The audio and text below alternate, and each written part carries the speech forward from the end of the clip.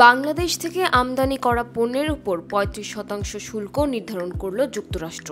দেশটির president Donald Trump প্রধান উপদেষ্টা ডক্টর মোহাম্মদ ইউনূসকে দেওয়া চিঠিতে এমনটি জানান। সোমবার ৭ জুলাই নিজের সামাজিক যোগাযোগ মাধ্যম ট্রুথ সোশ্যালে এই ঘোষণা দিয়েছেন তিনি। এ সময় প্রধান উপদেষ্টা ডক্টর মোহাম্মদ ইউনূসকে এ তথ্য জানিয়ে লেখা একটি চিঠি ট্রুথ সোশ্যালে শেয়ার করেন ট্রাম্প। চিঠিতে ট্রাম্প লেখেন, প্রিয় ডক্টর ইউনূস, আপনাদের কাছে এই চিঠি পাঠানো আমার জন্য একটি বড় সম্মানের বিষয়। বাংলাদেশের সঙ্গে দীর্ঘদিনের বাণিজ্য ঘাটতির কারণে এই সিদ্ধান্ত নেওয়া হয়েছে। তবে মার্কিন যুক্তরাষ্ট্র বাংলাদেশের সঙ্গে কাজ চালিয়ে যেতে চায়।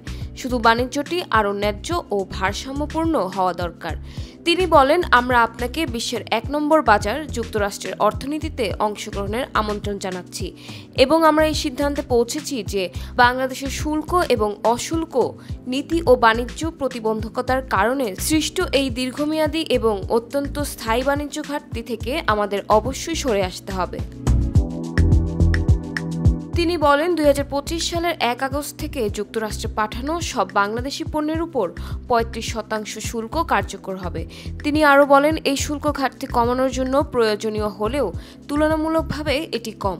তবে যদি বাংলাদেশি কোম্পানিগুলো যুক্তরাষ্ট্রের মধ্যেই পণ্য তৈরি বা উৎপাদন করার সিদ্ধান্ত নেয়, তাহলে কোনো শুল্ক আরোপ করা হবে না। চিঠিতে ট্রাম্প হুঁশিয়ার করেন, বাংলাদেশ যদি এর জবাবে মার্কিন পণ্যে শুল্ক বাড়ায়, তবে যুক্তরাষ্ট্রও তা বাড়াবে। তিনি লিখেন, বাংলাদেশের বহু বছরের শুল্ক ও অশুল্কের প্রতিবন্ধকতা আমাদের বিরুদ্ধে স্থায়ী বাণিজ্য ঘাটতির কারণ হয়ে দাঁড়িয়েছে, যা আমাদের অর্থনীতি ও জাতীয় নিরাপত্তার জন্য হুমকি।